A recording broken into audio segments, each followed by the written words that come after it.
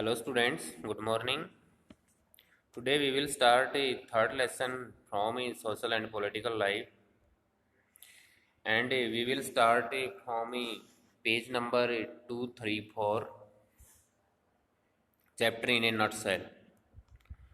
So first point is a government looks after the welfare of the people living in a society. It also frames laws and maintains law and order. Government जो है वो समाज में रहने वाले लोगों की वेलफेयर के लिए काम करती है और ये लॉज बनाती है और लॉ एंड ऑर्डर को मेंटेन भी करती है। Next point is a government function at various level central state and local. Government जो है वो काम करती है 3 लेवल पर, सेंट्रल, स्टेट एंड लोकल। इसको हम सेंट्रल मतलब सेंट्रल गवर्नमेंट, स्टेट मतलब state government and local means local government, जो हमारे पंच और सरपंच होते हैं उनको बोलते हैं लोकल गवर्नमेंट। नेक्स्ट है, अगर हम बात करते हैं 3 मेजर फॉर्म्स ऑफ गवर्नमेंट की, तो वो होती है monarchy, dictatorship and democracy. Monarchy जिसको राजतंत्र बोला जाता है हिंदी में, डिक्टेटरशिप जिसको तानाशाह कहा जाता है, और डेमोक्रेसी जिसको लोकतंत्र बोला जाता है। और इंडिया में डेमोक्रेसी को अपनाया गया है। A democratic government is form through the process of election. जो गवर्नमेंट है, डेमोक्रेटिक गवर्नमेंट है, उसको हम इलेक्शन की प्रोसेस से फॉर्म करते हैं, बनाते हैं। Universal adult franchise in as important feature of a democracy. Universal adult franchise जो होती है, वैश्विक मताधिकार जिसको बोलते हैं हिंदी में, ये वैश्विक मताधिकार जो है ये डेमोक्रेसी की इम्पोर्टेंट फीचर मानी जाती है। और डेमोक्रेटिक गवर्नमेंट जो होती है, इसमें जितने भी अडल्ट होते हैं, अबव 18 ईयर्स होते हैं, उनको वोट डालने का अधिकार दिया जाता है और वही अपने रिप्रेजेंटेटिव जो हैं वो चुनते हैं। Next is, in many countries women had to fight long battles to gain the right to vote. बहुत सारे कंट्रीज ऐसे हैं जहां पर वुमेन्स को वोट डालने का अधिकार नहीं था, तो वुमेन को वोट डालने का अधिकार लेने के लिए बहुत लंबी लड़ाइयाँ लड़नी पड़ी थी कई देशों में। तो now we will start chapter third और government from very first. A prominently placed headline, इसमें दिया है a prominently placed headline in the newspaper caught Mansi's attention as she was getting ready for school. Mansi जो है वो स्कूल के लिए ready हो रही थी, तो तभी उसकी न्यूज़पेपर की एक हेडलाइंस पर नज़र पड़ती है। और फिर क्या होता है, it had been raining continuously for the past few days. कई दिनों से बारिश हो रही है and Mansi has heard that floods have devastated lives of many people in different parts of the country। के अलग अलग हिस्सों में कंट्री के लोगों का जीवन जो है वो काफ़ी डिवास्टेड हो चुका है, बर्बाद हो चुका है फ्लड्स के कारण। फिर क्या होता है, the government seeks military help to rescue people in the flood hit areas. जो फ्लड अफेक्टेड एरिया है उसमें लोगों के जीवन को बचाने के लिए गवर्नमेंट को आर्मी का सहारा लेना पड़ा है। तो द हेडलाइन सेड, जो हेडलाइंस में कहा गया है, as Mansi scan through the newspapers he could see the term government mention in very context.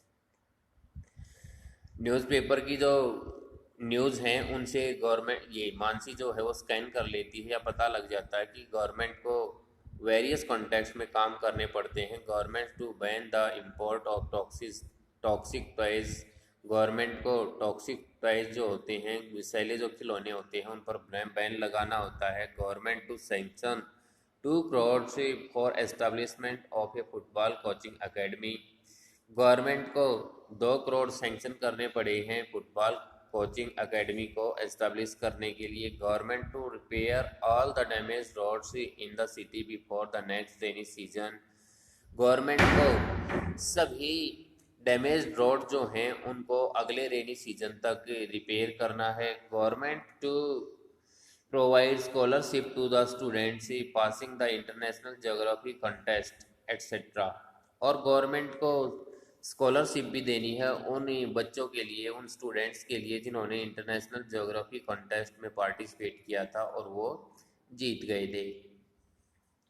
The government indeed has many things to do, Mansi thought. तो मानसी सोचती है कि भाई गवर्नमेंट को बहुत सारे काम जो हैं वो करने पड़ते हैं, और रियलिटी में होता भी ऐसा है कि हमारी गवर्नमेंट को बहुत सारे काम जो हैं वो करने पड़ते हैं, चाहे वो रोड रिपेयर का है, चाहे वो लॉज बनाने का है, या लॉज ऑर्डर को मेंटेन करने का है, या फिर फ्लड अफेक्टेड पीपल हैं उनकी हेल्प करने का है। तो जितने भी काम होते हैं वो हमारी गवर्नमेंट को करने होते हैं। तो in this chapter we will learn more about the meaning and functions of government as well as about the different types of government। कि हमें गवर्नमेंट के कामों के बारे में, उनके मीनिंग और फंक्शंस के बारे में जानना है। तो सबसे पहले हमें गवर्नमेंट के बारे में ही जानते हैं कि गवर्नमेंट क्या है। Government is a political authority comprising one individual or a group of people who have power to make and enforce laws for a country or area। Government जो है वो एक ऐसी अथॉरिटी है जिसमें एक आदमी शामिल होता है या एक से अधिक लोगों का ग्रुप होता है, और वो कानून जो है उसको इन्फोर्स करता है किसी भी कंट्री में और एरिया में। A government is necessary for the smooth functioning of any country और कम्युनिटी। गवर्नमेंट जो है वो आवश्यक होती है किसी भी कंट्री या कम्युनिटी के काम करने के लिए। It makes laws, implements them and also ensures that the laws are followed. Government का काम क्या होता है? कानून को बनाना और कानून को लागू करना, इम्प्लीमेंट करना उनका, और ये इंश्योर करना कि laws are followed, show that the society में फंक्शन इन डिसिप्लिन मैनर। कि ये देखना होता है कि जो कानून बनाए गए हैं क्या उन कानूनों का पालन किया जा रहा है, उनको फॉलो किया जा रहा है। और अगर कानूनों को फॉलो किया जा रहा है तो सोसाइटी जो है हमारी डिसिप्लिन मैनर से काम करेगी या अनुशासित तरीके से काम करेगी। अगर कानूनों को फॉलो नहीं किया जा रहा तो हमारी सोसाइटी जो है वो काम नहीं करेगी डिसिप्लिन मैनर के साथ। नेक्स्ट है the word government comes from the Greek word. जो गवर्नमेंट वर्ड है ये कहाँ से आया है? ये ग्रीक वर्ड है जिसको कुबेर निस्मोस कहा जाता है। ग्रीक वर्ड कुबेर निस्मोस इस वर्ड से निकला है, which means to pilot a ship, जिसका मतलब होता है एक शिप का pilot. If a ship represent a state, और यहाँ पर शिप जो है वो स्टेट को रिप्रेजेंट करती है। The government tries to guide its people toward better lives while avoiding problems such as war, crime and economic troubles. तो गवर्नमेंट जो है वो क्या करती है? लोगों को गाइड करती है कि कैसे अच्छा जीवन जिया जाता है और किस तरह से जो प्रॉब्लम्स है उनसे बचा जा सकता है। प्रॉब्लम जैसे कि वार, क्राइम एंड इकोनॉमिक टर्बल्स, इनसे कैसे बचा जा सकता है। तो इसमें टॉकिंग पॉइंट में दिया गया है कि imagine what would happen to the society if there were no government. कि सोसाइटी का क्या होता अगर वहाँ पर गवर्नमेंट ना होती। Do you think there would be chaos and lawlessness.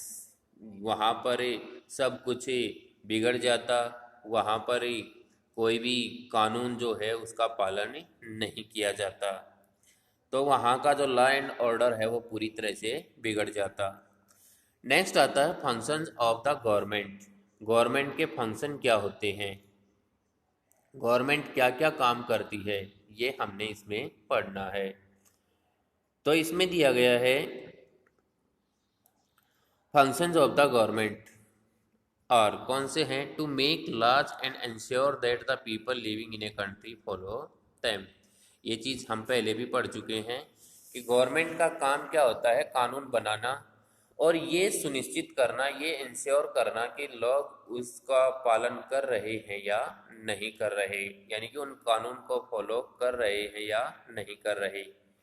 Next is to improve the infrastructure of the country and raise the standard of living of the people by providing facilities such as roads, electricity, clean drinking water and health care। कि हमारे देश की infrastructure जो है उसको improve करना and raise the standard of living of the people, लोगों के जीवन स्तर को ऊपर उठाना बाय प्रोवाइडिंग फैसिलिटीज़। और ये काम कब होंगे, जब उनको फैसिलिटीज़ प्रोवाइड कराई जाएंगी, जैसे कि रोड्स की, इलेक्ट्रिसिटी की और साफ और पीने योग्य पानी जो है वो अवेलेबल कराना उनके लिए, और हेल्थ केयर जो है वो भी अवेलेबल कराना। तभी हमारे देश का इंफ्रास्ट्रक्चर जो है वो इम्प्रूव कर पाएगा, या लोगों का जो लिविंग ऑफ स्टैंडर्ड जो है वो तभी सुधर पाएगा जब ये फैसिलिटीज़ गवर्नमेंट के द्वारा प्रोवाइड करवाई जाएंगी। उसके बाद आता है, और ये सारी फैसिलिटीज़ कौन प्रोवाइड कराता है, गवर्नमेंट ही करवाती है। उसके बाद है to prevent crime and maintain law and order. हमारी गवर्नमेंट का जो मेन काम होता है वो यही होता है कि वो क्राइम को रोकती है और मेंटेन लॉ एंड ऑर्डर। कोई भी कंट्री है उसकी गवर्नमेंट जो है वो लॉ एंड ऑर्डर को मेंटेन करती है। अगर गवर्नमेंट लॉ एंड ऑर्डर को मेंटेन नहीं कर पाती तो वहाँ पर कोई भी चीज़ सेफ नहीं रहेगी, वहाँ पर दंगे फसाद जो हैं वो होते रहेंगे। कोई किसी की मानेगा ही नहीं, तो कोई किसी की मानेगा नहीं, ना किसी चीज़ का डर होगा, ना ही उसको कोई सज़ा मिलने का ये होगा कि भाई उसको सज़ा मिल सकती है, तो क्या होगा, लॉ एंड ऑर्डर जो है वो पूरी तरह से बिखर जाएगा। नेक्स्ट है to protect the country from foreign invasion. Government का दूसरा काम क्या होता है कि वो फॉरेन इन्वेशन से कंट्री को प्रोटेक्ट करती है, यानी कि जो विदेशी हैं अब वो किसी देश पर आक्रमण ना करें, यानी कि दूसरा देश अपने देश पर आक्रमण ना करे, इसकी जिम्मेदारी भी गवर्नमेंट की ही होती है। नेक्स्ट है to protect the country from, ये हो चुका है कि भाई कोई भी देश जो है वो अपनी बाउंड्रीज को सेफ रखता है दूसरे देशों से। नेक्स्ट है to build bridge, dams, canals and highways. तो गवर्नमेंट का काम होता है ब्रिजेस को बनवाना, डैम्स को बनवाना, कैनाल्स बनवाना और हाईवेज बनवाना, ताकि जो हमारा इंफ्रास्ट्रक्चर है वो इम्प्रूव हो सके और लोगों को फैसिलिटीज़ दी जा सके। To provide transport facilities in the form of buses, railways and airways. हर देश जो है वो अपने नागरिकों को, अपने सिटीजन्स को प्रोवाइड कराता है ट्रांसपोर्ट फैसिलिटीज़। जैसे अपने इंडिया में भी ट्रांसपोर्ट फैसिलिटीज़ जो हैं वो इन फॉर्म में दी गई हैं, बसेस भी दी गई हैं, रेलवेज भी एंड एयरवेज भी। Next is to ensure economic development of the country. इसमें जो इकोनॉमिक डेवलपमेंट होती है कंट्री की वो भी शामिल होती है, और ये काम भी हमारी गवर्नमेंट ही करती है। उसके बाद है to build schools, colleges and other educational institution. हमारी गवर्नमेंट जो है वो स्कूल बनवाती है, कॉलेजेस बनवाती है और दूसरे एजुकेशनल इंस्टीट्यूशन जो हैं वो बनवाती है। नेक्स्ट है sources of income. Sources of income में क्या है कि भाई हमारी गवर्नमेंट जो है इतने सारे काम करवाती है, तो इतने सारे काम करवाएगी तो उसके लिए पैसा भी चाहिए। तो पैसा क्या, कहाँ से आता है गवर्नमेंट के पास ही, और वो कैसे अवेलेबल होता है। The government needs money to perform all the functions. सारे काम करने के लिए गवर्नमेंट को पैसे की ज़रूरत होती है। The money is obtain from the people in the form of taxes. और जो पैसा प्राप्त कर किया जाता है गवर्नमेंट के द्वारा वो लोगों से ही प्राप्त किया जाता है, टैक्सेस के रूप में लोगों से वो पैसा लिया जाता है। The government levies taxes and the people of the country have to pay them. Government जो है वो लोगों पर टैक्स लगाती है, कर लगाती है और लोगों को उसे पे करना पड़ता है। Income tax and sales tax are the two important types of taxes levied by the government. दो तरह के जो टैक्सेस हैं वो मेनली लगाए जाते हैं लोगों पर। वो कौन कौन से होते हैं? एक तो इनकम टैक्स और एक ही सेल्स टैक्स। ये दोनों टैक्स जो हैं वो लोगों पर लगाए जाते हैं। फिर है लेवल्स ऑफ गवर्नमेंट। इससे पहले हम यहाँ देखेंगे the first level is the union और सेंट्रल गवर्नमेंट। जो फर्स्ट लेवल होता है गवर्नमेंट का वो होता है सेंट्रल और यूनियन।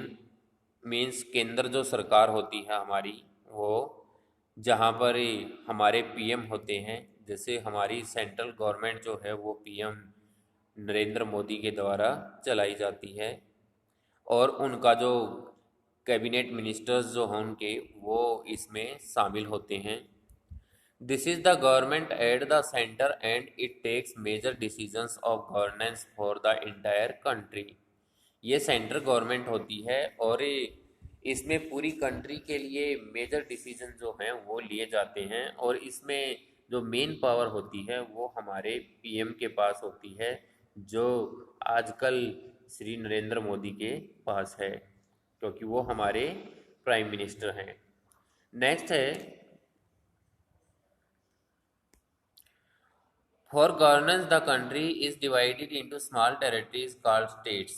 इंडिया बहुत बड़ा कंट्री है, तो ऐसी ऐसी सिचुएशन में एक ही गवर्नमेंट के द्वारा पूरे इंडिया पर गवर्नर करना या गवर्नेंस करना वो आसान बात नहीं होती। तो इंडिया को स्मॉल टेरिटरीज में डिवाइड किया है, जिसको स्टेट बोलते हैं।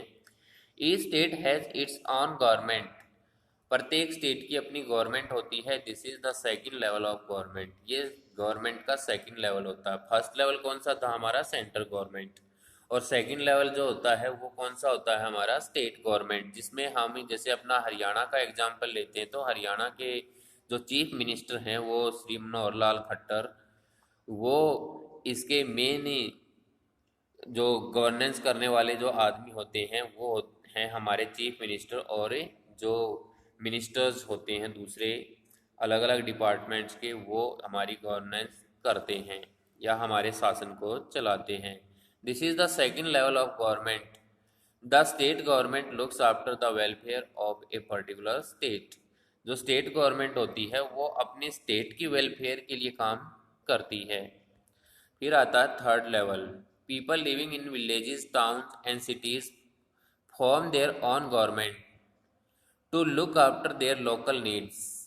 जो लोग हैं वो गांव में रहते हैं और उनको अपनी जो लोकल नीड्स होती हैं उनको पूरा करने के लिए एक लोकल गवर्नमेंट की ज़रूरत होती है। This is the government at the third level and is also called the local self government. और इसमें जो गांव का सरपंच होता है वो मेन होता है और उसके द्वारा काम किए जाते हैं। नेक्स्ट आता है फिर हमारा लेवल्स ऑफ गवर्नमेंट। इसके बारे में हम पढ़ चुके हैं। लेवल्स ऑफ गवर्नमेंट जो ऊपर दिया था अभी, उसमें तीन लेवल बनाए हैं, सेंट्रल लेवल, स्टेट लेवल और local level. In a huge country like India it is not possible for a single government to efficiently govern the entire country. पूरे के पूरे देश पर एक ही गवर्नमेंट के द्वारा काम करना पॉसिबल नहीं है। So the government performs at various levels. इसलिए गवर्नमेंट को अलग अलग लेवल पर काम करना पड़ता है। Each level has its on set of responsibilities. और प्रत्येक लेवल पर क्या होता है, रिस्पॉन्सिबिलिटीज़ जो हैं वो सेट की गई हैं कि सेंट्रल गवर्नमेंट के लिए कौन सी रिस्पॉन्सिबिलिटीज़ होती हैं, स्टेट गवर्नमेंट के लिए कौन सी रिस्पॉन्सिबिलिटीज़ हैं और लोकल गवर्नमेंट के लिए कौन सी रिस्पॉन्सिबिलिटीज़ हैं। तो ये प्रत्येक लेवल पर सेट की गई हैं। We will learn about the working of all the levels of government in detail in subsequent chapters. For the sake of governance, the country is divided into states and union territories. तो इसमें जो state है उसको divide कर दिया जाता है, या कंट्री को स्टेट में डिवाइड कर दिया जाता है और यूनियन टेरिटरीज में डिवाइड कर दिया जाता है। उसके बाद आता है laws and the government. Laws and the government. One of the main function of the government is to make laws. All the people living in a country have to abide by the law. Government का जो main काम होता है वो होता है कि भाई लाज को बनाना, और जो लोग कंट्री में रहते हैं उनका काम होता है इन कानूनों का पालन करना। नेक्स्ट आता है फिर why are the laws important. जो लॉज हैं वो इम्पोर्टेंट कैसे हैं।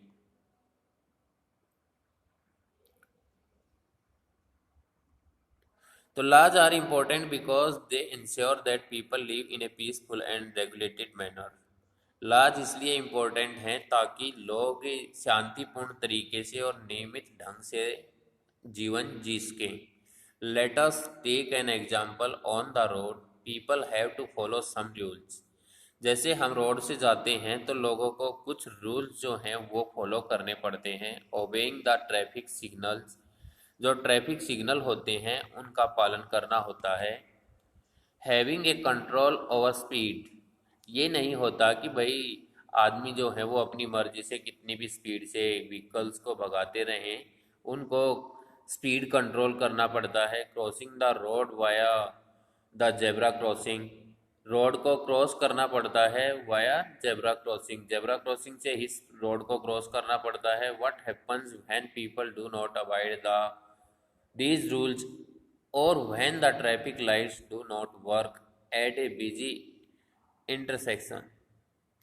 कि क्या होता अगर लोग इन कानूनों का पालन नहीं करते और वो ट्रैफिक लाइट्स का भी पालन ना करते, तो ऐसा फिर क्या होता। तो एक्सीडेंट्स पे एक्सीडेंट्स होते रहते, कोई भी किसी की नहीं मानता, अपनी मर्जी से व्हीकल्स को जितनी स्पीड चाहे उतनी स्पीड से भगाता, और कोई भी रेड लाइट का वेट नहीं करता, ऐसे ही भागते रहते। तो ऐसे में क्या होता है कि जो लॉज एंड ऑर्डर हैं वो पूरी तरह से बिखर जाता है। There is much chaos and lawlessness. वहाँ पर बहुत ज़्यादा केयास एंड लॉलेसनेस हो जाता। केयास एंड लॉलेसनेस का मतलब क्या होता है कि भाई वहाँ पर जो कानून है उसकी धज्जियाँ वहाँ पर उड़ जाती। फिर it is important that we follow rules in all spheres of life to avoid chaos and unpleasantness. कि यह इम्पोर्टेंट है कि हमें कानूनों का पालन करना पड़ता है अपने जीवन के स्पेयर्स में, अध्याय में, टू अवॉइड केयास एंड अनप्लीजेंटनेस। कानून को न तोड़ने के लिए और किसी दुर्घटना से बचने के लिए हमें कानूनों का पालन जो है वो करना पड़ता है। Also when all the citizens follow the same rules. कि जो सिटीजन्स हैं उनको सभी ऐसे जो सेम रूल्स हैं उनका पालन करना पड़ता है। They are liable to similar punishment if they break the rule. उनको बराबर की सज़ा मिलती है, या कोई भी आदमी ऐसा नहीं है जो अमीर है तो उसके लिए पनिशमेंट जो है वो कम होगी, ऐसा कुछ भी नहीं है। सभी के लिए पनिशमेंट जो है वो बराबर होगी किसी भी रूल को तोड़ने के लिए। Everybody is equal in the eyes of law. हर कोई लाज की नज़रों में, कानून की नज़रों में बराबर माना जाता है। There is lesser chance of discrimination. यहाँ पर डिस्क्रिमिनेशन के बहुत कम चांस ही होते हैं, यानी कि लोगों के साथ भेदभाव नहीं होता है। तो इस तरीके से हमने इस लेसन में आज इतना ही पढ़ा। नेक्स्ट वीडियो में हम पूरे चैप्टर को कवर करेंगे। तो आज आपने इतने ही टॉपिक्स जो हैं वो पढ़ने हैं, और वीडियो को ध्यान से सुनना है और समझना है। तो आज आप इस लेसन के इसी टॉपिक को पढ़ेंगे। Thank you.